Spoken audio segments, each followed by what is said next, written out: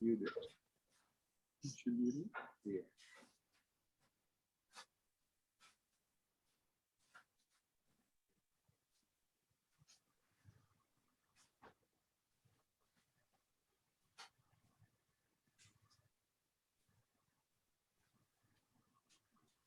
Good afternoon, everyone. We're just waiting to get a few more participants in, and then we'll start today's event. So just bear with us for a few more minutes, please. Thank you.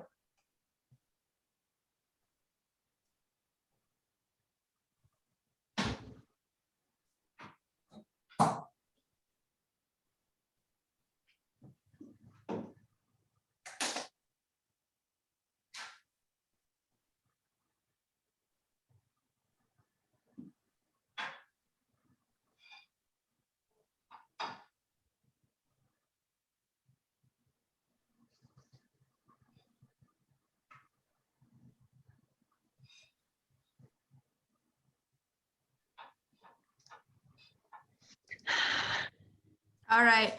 Well, good afternoon, everyone, and thank you again for joining us for the 2021 virtual celebration. Today, I am very excited.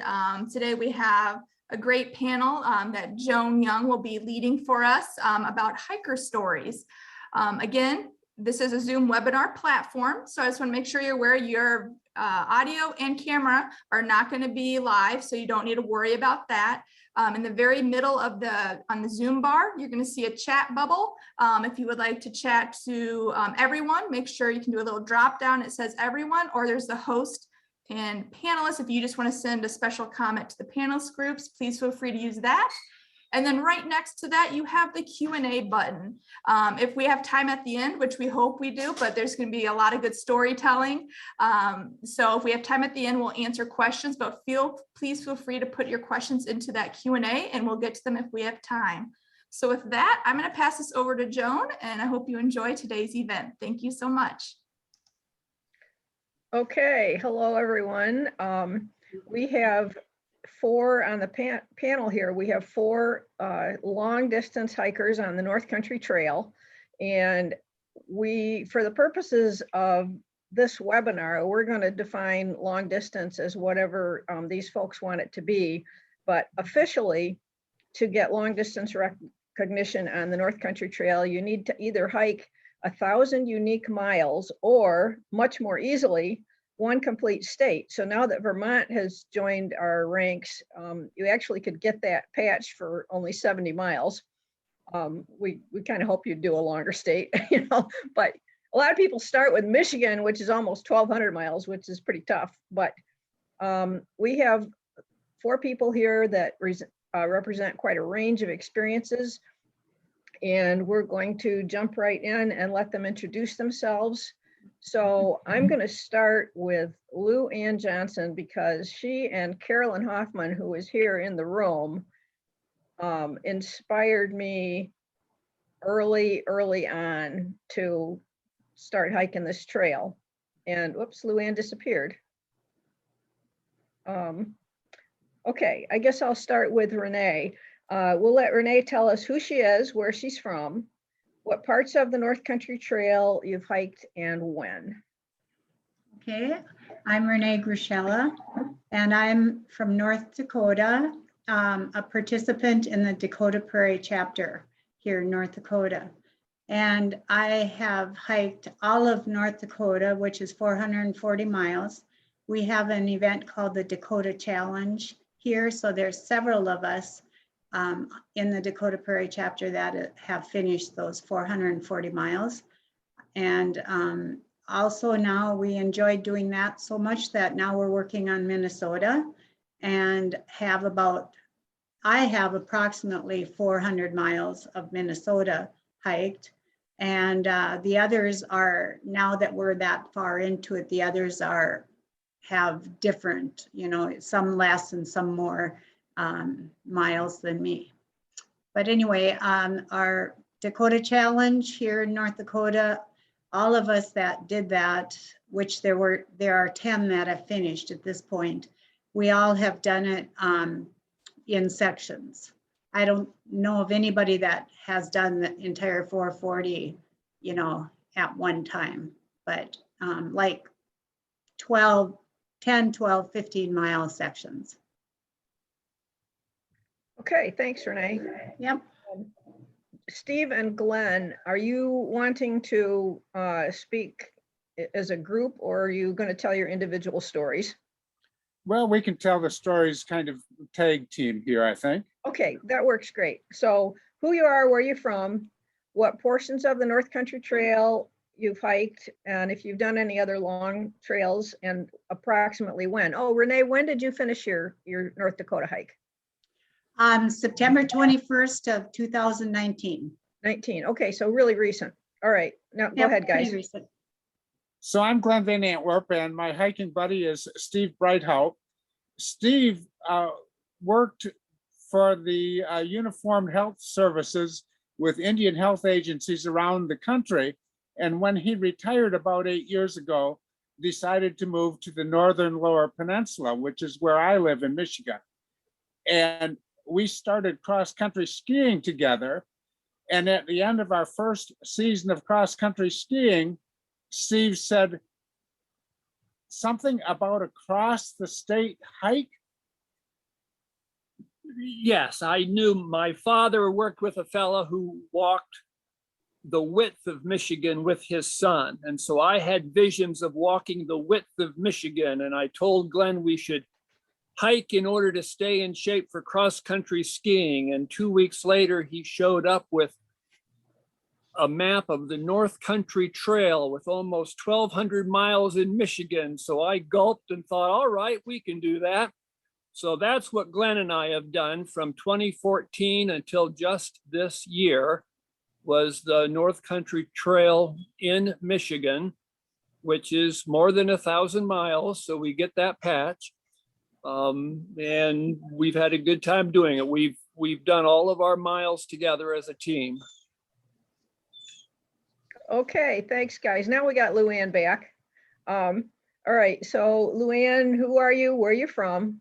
What trail you've hiked, and when did you do this? I'm Luanne Johnson. When I hiked the North Country Trail, I was Luanne Fellows. I answered an ad. In Mariah magazine, looking for hikers to kind of chart the course and check for food drops and just kind of check out the trail, looking for someone who had 7 months to spare. And so I answered the call and got accepted into the group. And we left March 5th, I think, 1978, in upstate New York at the terminus of the trail, and had quite the adventure. Obviously, our maps, they were supplied with maps. Back then it was from the Department of Agriculture, and they kind of had a red line saying, we think the trail should go here. And we tried to follow it as much as possible. And it routed us through cedar swamps and all kinds of stuff. And most of the trail in Ohio was on pavement. So we made by the time we got to Ohio, there was 5 originally, and the 5 was now just the 2 of us, Carolyn and myself, and it was the guys anyway, that dropped out. Yes, the guys dropped out about, I don't even know how long into the hike. It was before we got to Ohio. They just decided it wasn't for them, and so Carolyn and I persevered. Said, "Well, we're not quitting. We're having fun." Anyway, long story short, we bought bicycles because we didn't want to hike all through Ohio on pavement, and followed the course. And I had an accident. I had to drop out and recuperate. I had to recuperate for quite a while. I missed the rest of Ohio and all of lower Michigan. And then I rejoined Carolyn for upper Michigan and the rest of the trail. And then we finished in October of 1978. We kind of hiked from winter to winter, and we were pretty much glad to be done because it was starting to snow again. And we started out on snowshoes.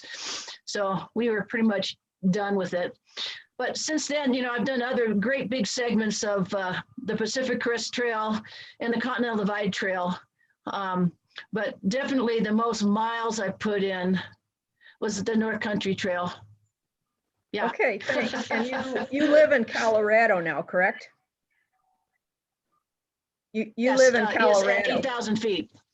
Okay.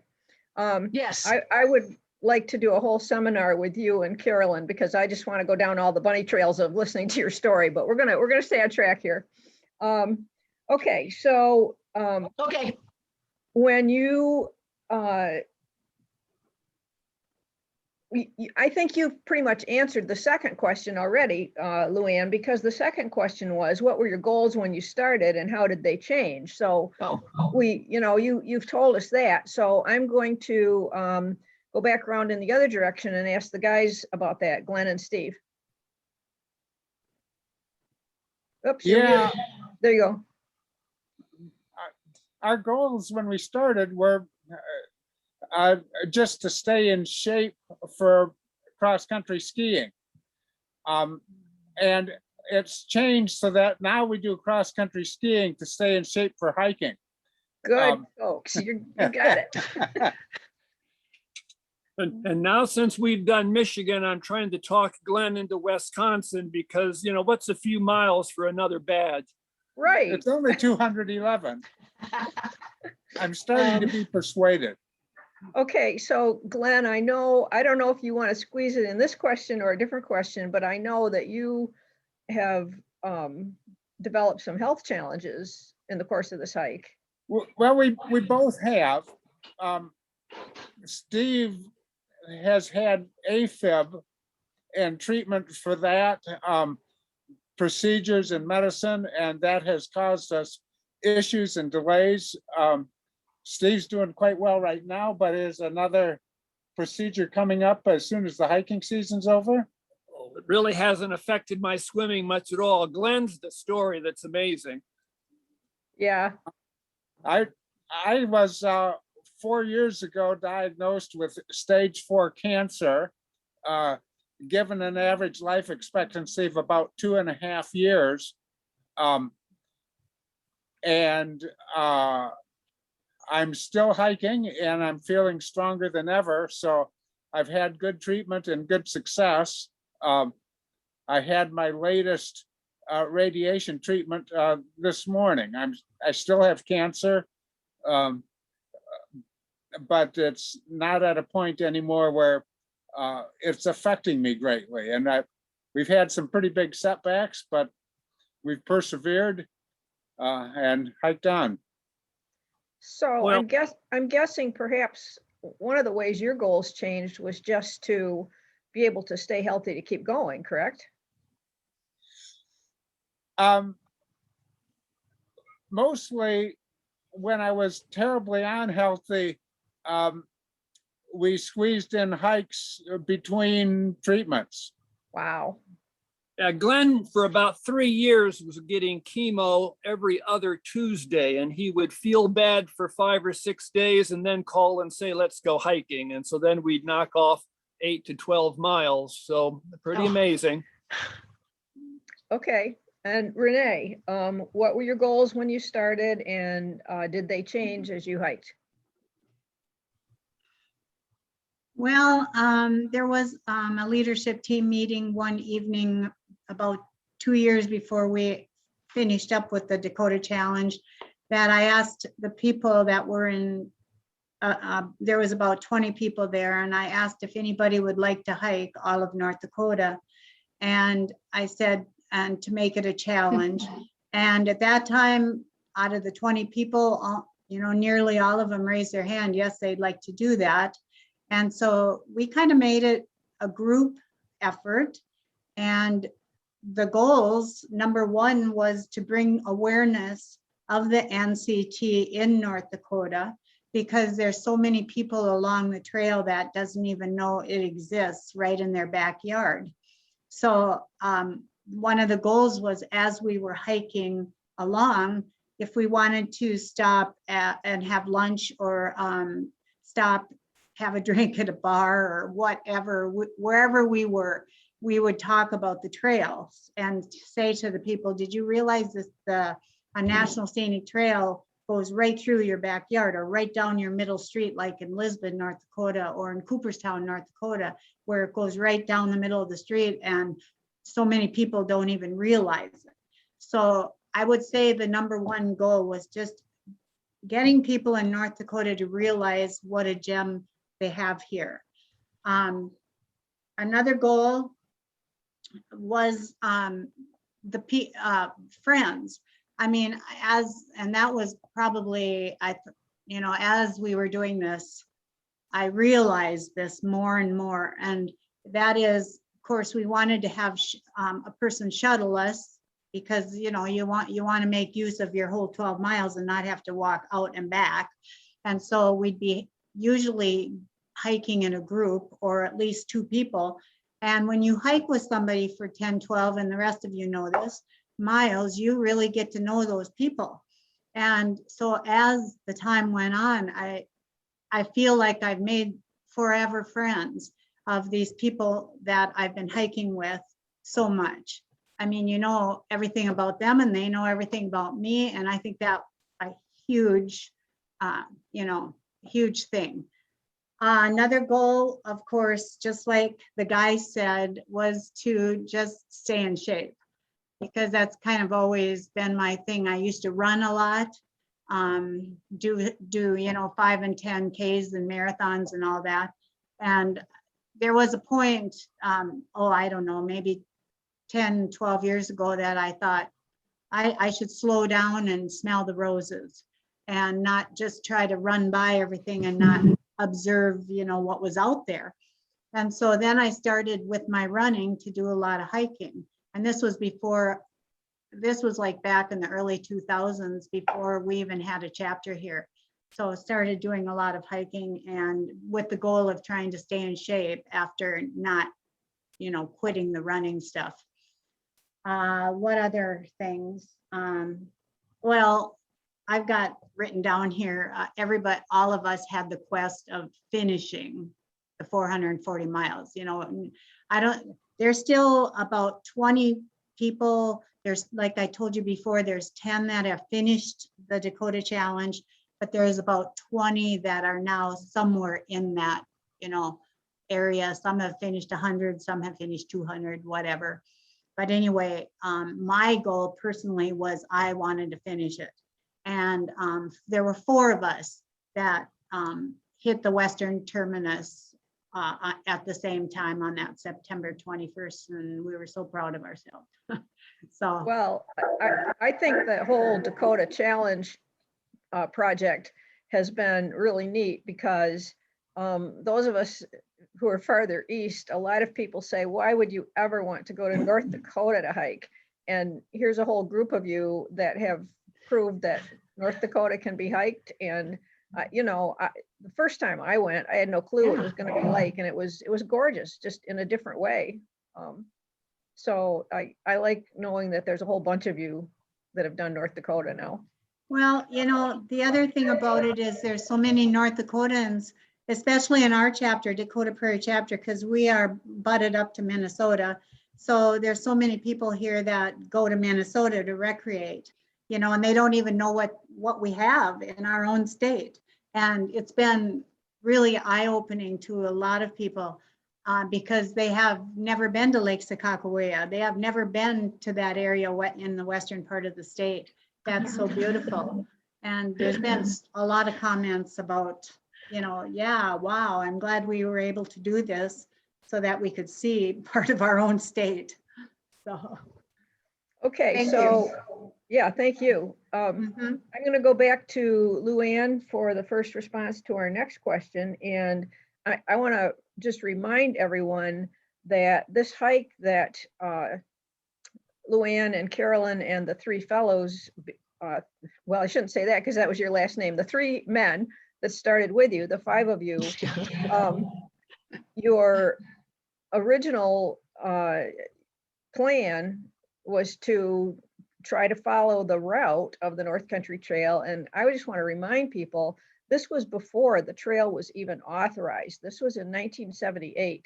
There was no trail. You were just trying to stay in the corridor pretty much, correct? Am I right? Yes, there was actually a 10-mile wide corridor. Yeah, so you Yeah, were 10 making it mile up. You were making it up as you go. So given Pretty much. that, Yes, that's, and oh, you can respond from more recent hikes as well, I guess. But what's the most valuable thing that you learned from doing a long hike? Or ooh. valuable? If you can't come up with the most, I hate questions like that, so I shouldn't ask them. Yeah, okay, a couple of things. Perseverance, it's okay to whine just a little bit, but no whining allowed. Just keep going.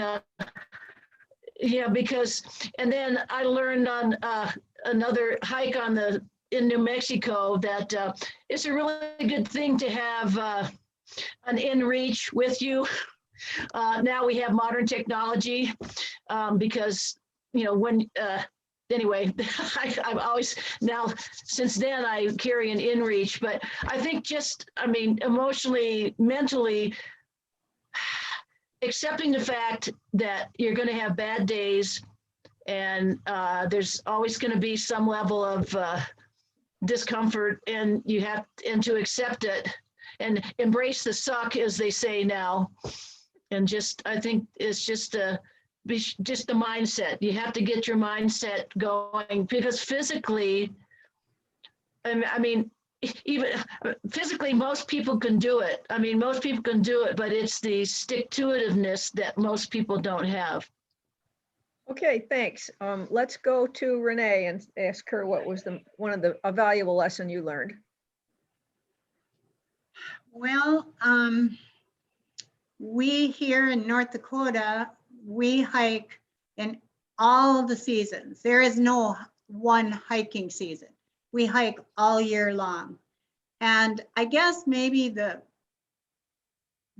valuable lesson for me, there's a couple of them. One is don't drive out there when it's going to be a blizzard because you may go in the ditch. And so that has happened. And another one was I was hiking in March, and there was a huge pond that went over the trail in one area that I was hiking, and it looked like it was as solid as a rock. I walked over it, and lo and behold, I was up to my waist in water, which I had a pouch on my windbreaker where I had my fob for my car and my cell phone, and those both got wet. And so I guess the lesson I'm learning there, and by the way, they ended up working, which I walked about a mile and a half back to the car and realized, oh, thank goodness it's working, But I realized be a little more careful maybe than I'm kind of a little bit reckless sometimes because I want to get out there and hike so badly. I'll take a few chances that my husband and my kids get after me about. So I try to think through things a little better now than I used to. Okay, thanks. Steve and Glenn? Well, when we got started, we were so ignorant that we didn't know how to read the blue blazes. And it took us dozens of miles before we understood how to make a right turn and a left turn. So then you would think that once we knew how to follow the blazes, we would, but then we would get to talking and the trail would turn, but it's been on a 2-track and we're continuing on the little 2-track road, and the trail has gone off, and we go an extra mile and don't notice it, and then go back and try to find the blue blazes again. So we're still trying to figure out how to follow the trail. until finally we started using the Avenza maps, which have been wonderful. But even there last fall, we were talking and missed a turn, and it was in the Porcupine Mountains, and all of the blazes on the side trails and everything were the same.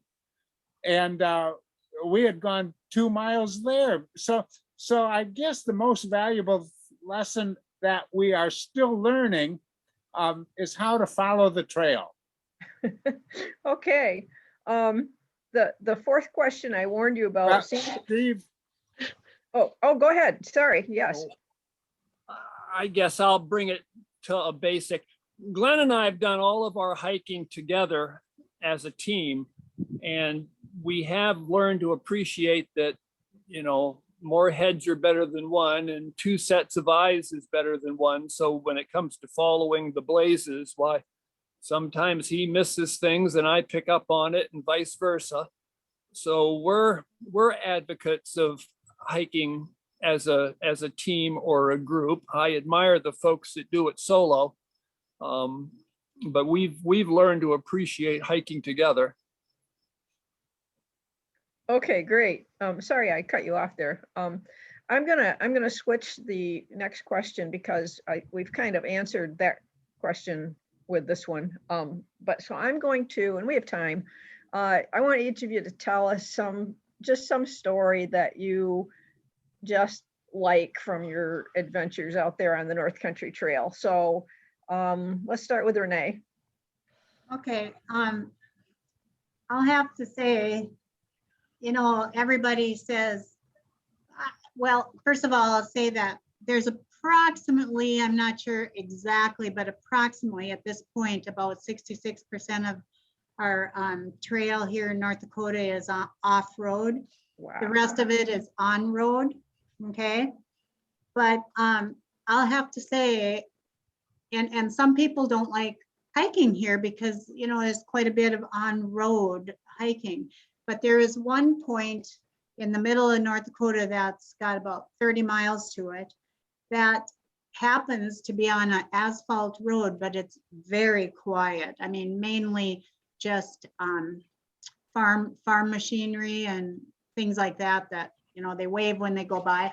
That's one of my favorite hikes that I keep thinking about during my whole Dakota challenge, because number one, it's the flyway. It's right, the flyway is right over where you walk, and there's a lot of ponds and small lakes and that. And when I happened to walk through there the first part of May, there were tons of birds, just tons, pelicans and loons and you know, swans and all kinds of ducks and mallards and all. I mean, there are just tons of them. So it was just really neat seeing that, you know, especially coming down the hill and looking over that, what was going on.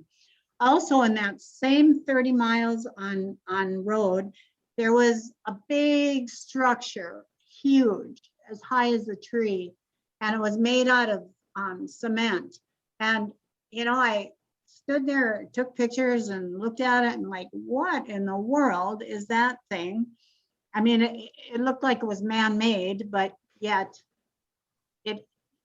I didn't know what it was. And so anyway, so I was hiking with a friend of mine too, and we were both like, our goal is to find out what that thing is. Well, anyway, eventually we had stopped at a restaurant and we asked all the people in the restaurant about this thing, and they said it was a farmer who decided to put up a big, huge owl, make an owl out of it. It didn't really look like an owl that much at this point, because that was about 20 years ago, because the head was off. That's what it was. And it just made everybody curious. Another thing on that same place I'm talking about, that same asphalt road, in the middle of a pond right next to the trail, here's a small raft with 3 mannequins upright on it, a mom, a dad, and a baby in a high chair in a setting of a kitchen, sitting on a raft in the middle of the pond. And so it's just so unusual that somebody would do this, put this out there. I mean, why? I don't know, maybe for all of us hikers to wonder why, but, and many things happened, it seemed like, on that stretch of the road that was so unusual or so beautiful that I thought, not everything beautiful happens on the trail. Sometimes it's on the road and you don't even realize it. So, Yeah, I had thought, I had given the award for strange roadside art to Western Minnesota, but I might have to reconsider North Dakota. I've got pictures if you want to see them. Oh boy, very, very unusual. And but anyway, also, just to see the wide open sky, and I've been hiking when it's sundown and you get those beautiful sunsets. And I mean, there's just so many gorgeous things when you're on foot that you notice that you just don't notice as much when you're driving along or even on a bike, So, Yeah. Okay, Steve and Glenn, your turn for stories. Okay, Steve. Oh, there's a lot of stories. This is going to be a two-part story. Glenn and I were hiking near home here on the North Country Trail in the Manistee Forest area. And we came across a young couple and we got to talking, and lo and behold, they had just a couple years before had finished the entire length of the Pacific Crest Trail. We were very impressed. I came back and told my wife that we felt we were in the presence of hiking royalty. It was a lot of fun to have met them. And then just this June, when we finished up our hike, Glenn posted on the North Country Trail website that we had done this. And you got what, like 600 responses? On the Facebook North Country Trail community, they had 1,600 likes and close to 300 comments. We were astounded that that short little story about our adventures garnered that attention. So anyway, the second part of this story is like 2 weeks after we had finished, we were hiking some of the North Country Trail that our local chapter, Spirit of the Woods, maintains.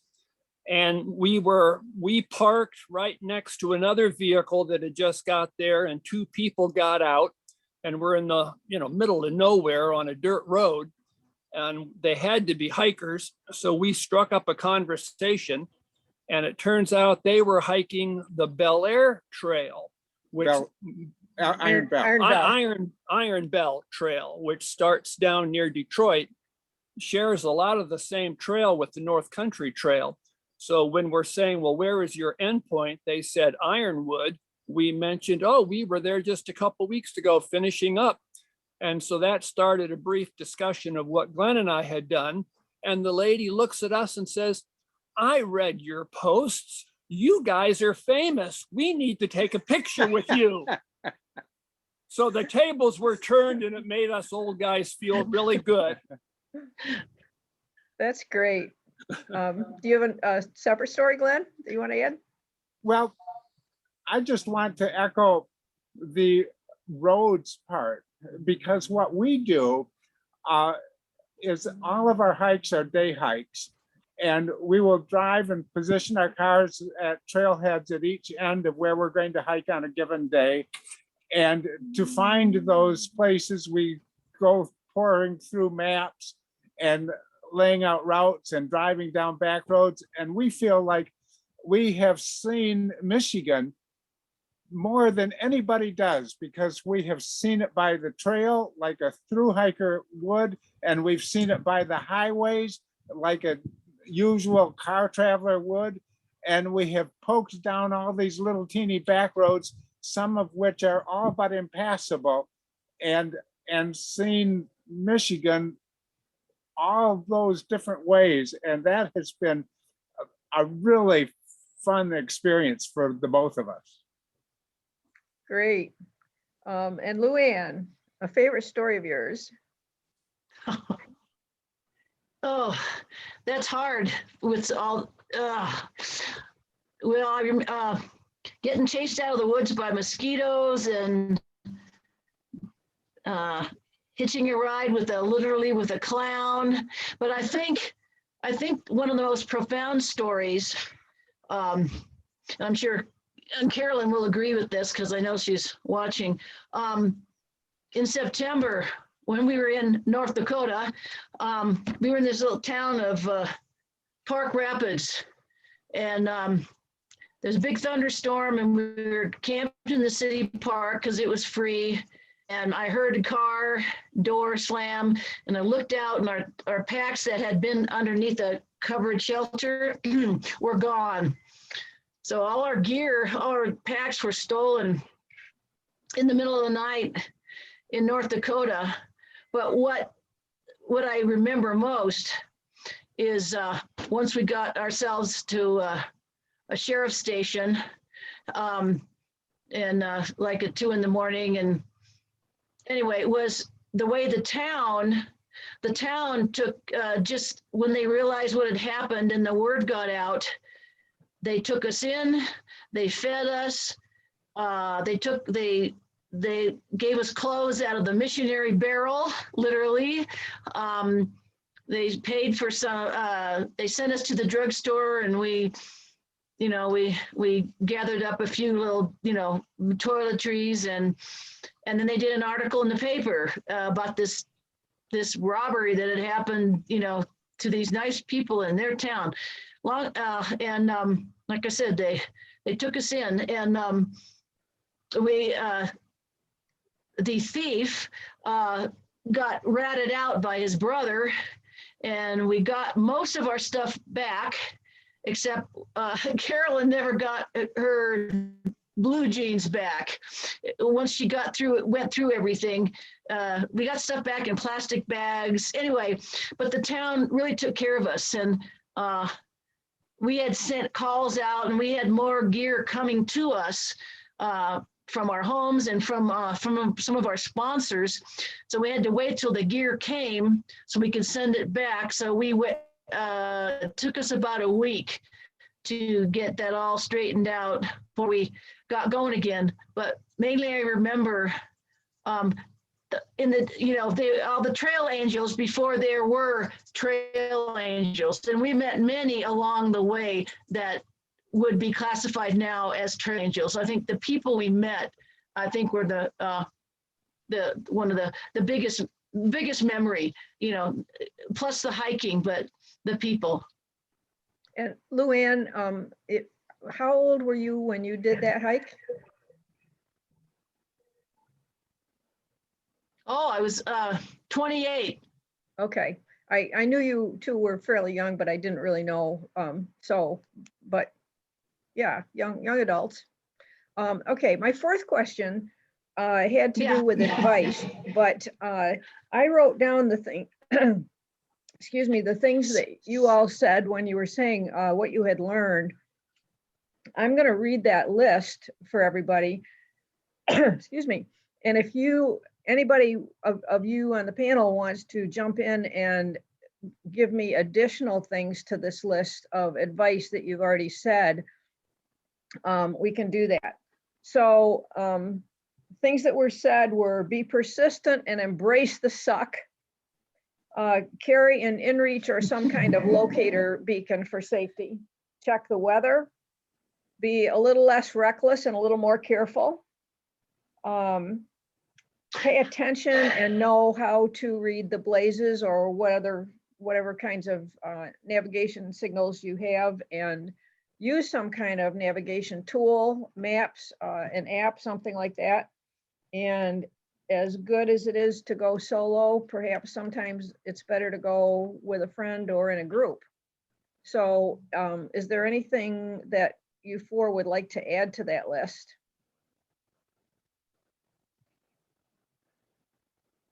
Just jump in if you have something.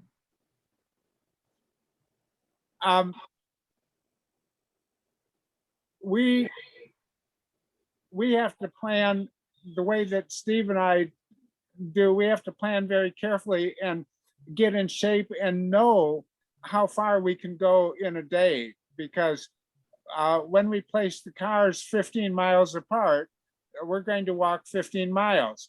And if we're only in shape to go 10, that's a bad thing. We really need to be in shape to go 20, which is more or less where we are. And then we plan for 15 and have some reserve if we need it. Although there have been times that I've been too, well, one time with Steve too, when we ran out of reserves and there were some consequences to that. Okay, so Carolyn has added in the chat to good advice would be to not quit on a bad day.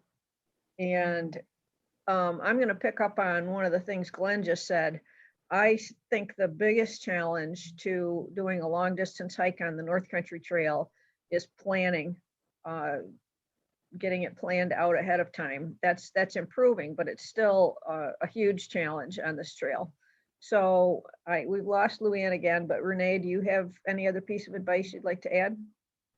I guess one piece of advice I'd like to add is the clothing that you choose to wear, you know, to make sure that you have the right gear for your head, ears, you know, in fact, all of your clothing for whatever temperature and whatever wind there is out there.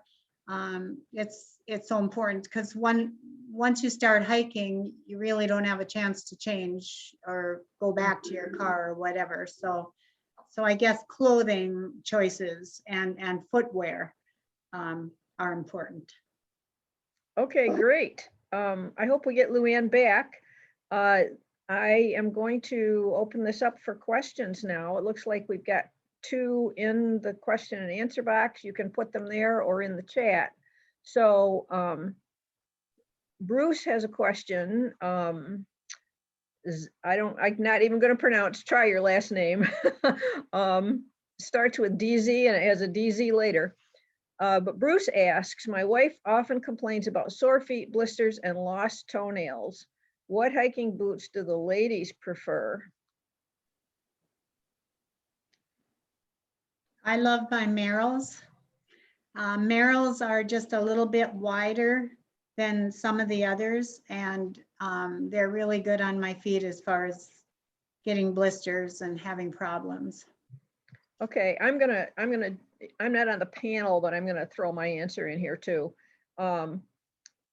After 19 years on the trail, I discovered that the reason my feet were unhappy all the time was boots. I've switched to trail runners and never looked back. They have solved all of my 19-year foot problems on the trail. But the best answer to your question, Bruce, is whatever footwear works for your wife's feet. There's no one answer. You got to figure it out. I mean, there are some brands that are wider than others, but if you don't have wide feet, those are really bad. So you just got to keep trying to find the right ones. And then Bruce has also asked, what is a typical distance for a day hike? And we got our 3 day hiker people here yet. So, oh, there comes Luanne again. Okay, what's your typical distance to cover on a day hike? I don't know, guys. Oh, we typically plan for like 12 to 15 miles, but there's been times when placing the cars has made it difficult and we've gone all the way of 18 at times. 20? But that's a push and we'd prefer to keep it right around 14 or 15. And half the problem is we could go farther if we were camping, I suppose. But sometimes it takes us an hour and a half to position the car on each end. And so that is all out of the day. Yep. Renee. Well, for us, it's usually around 12. I would say 10 to 12 that we do. Yeah. And again, just like the guys said, it takes time to drive there. It takes time to position the cars and then to drive home. So 12 miles is usually the most we get in a day. Okay, Luanne, are you there? I don't know. It looks like she's trying to get back in. Okay, let's see if we have any questions in the chat. Whoops, I lost everybody. Here we go. Okay, Nancy says oboes are great boots. I just got my first pair, so I find I do find them comfortable. I have another little issue with them, but I'm pretty happy with them so far. And Harlan says when he hiked the NCT, he used Danner boots. We didn't have lightweight boots then, that's for sure. When your boots are your heaviest piece of equipment of anything you're carrying, that's okay. So do we have other questions? I left lots of time for questions. While we're waiting for questions, can I say something? Oh, please do. Okay. One of the things that we do is we have group camping trips, and then we do like 3 days of hiking. So, we get a large, like 40 miles done at one time, and there's usually around 14 to 20 of us. And one of those, if you remember, Joan, do you remember Lone Tree? Oh, yeah. Yeah. Okay, so we camped there, and we're gonna hike all of Lone Tree plus some of the canal, the McCluskey Canal. And in the evening, I have to tell the rest of you this, we had a guitar along, or I play guitar and stuff, and what we did was we took part of Joan's book that has to do with North Dakota, and we took turns reading different sections from her book, because it's really funny. She talks about how the mosquitoes are and how her tent was blowing away and so on and so forth. But anyway, so our evening entertainment was reading Joan's book and then finishing up with singing the song Dakota, which is, a famous song around here in North Dakota. So that was just a fun thing to do around the campfire.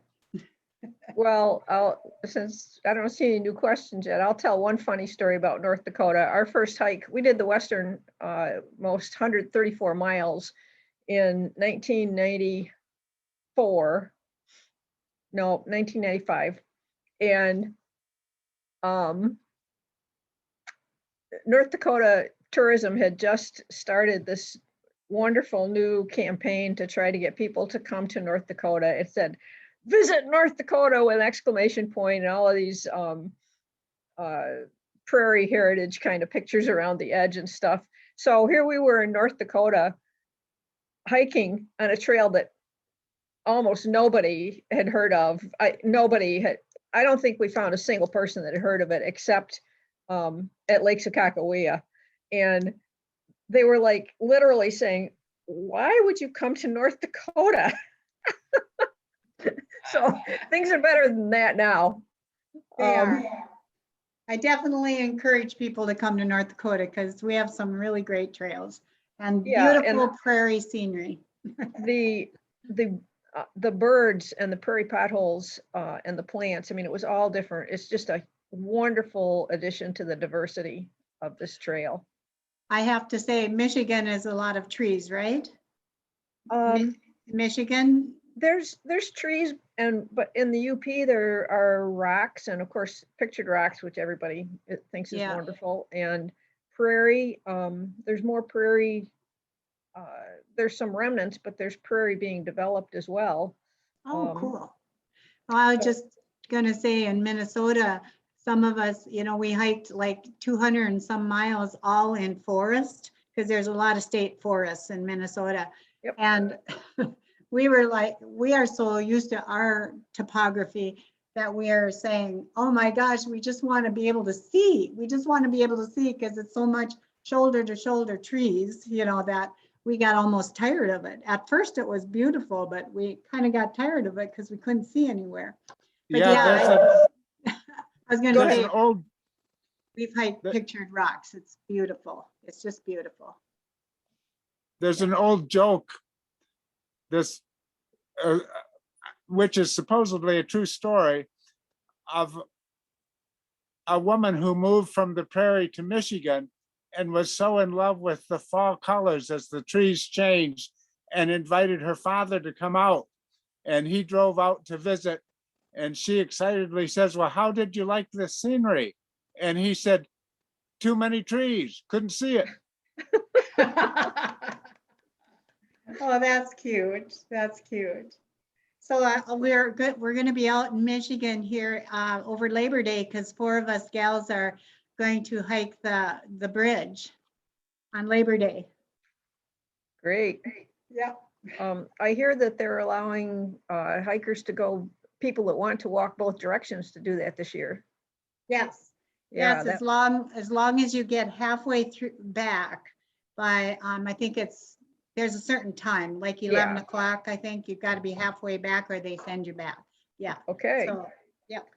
So I'm still not seeing, well, wait, let me check the question box again. Nope, I don't see any new questions. So let me remind people that if you want to call yourself a North Country Trail long distance hiker, you can find out information about the people who have applied for that status and how to get those patches by going to explorenct.info and look for the link for long distance hikers. And I believe that there's a link from the northcountrytrail.org page as well, correct, Abby? I'm pretty sure there is. So what you can get, if there's anyone on here that doesn't know, if you do either 1,000 unique miles or any one state, you get a central patch that's round. And then as you complete states and 1,000-mile increments, there are rockers that go around the edge of that. And because we're not requiring the Mackinac Bridge, because you can only hike it the one day a year, we're not requiring that to say that you've completed the trail. There's a separate little rocker for that. So, Oh, really? yep. So once you complete the bridge, just let me know and we'll get you that extra rocker. And Glenn, I'm aware I owe you your patches. That'll happen this week.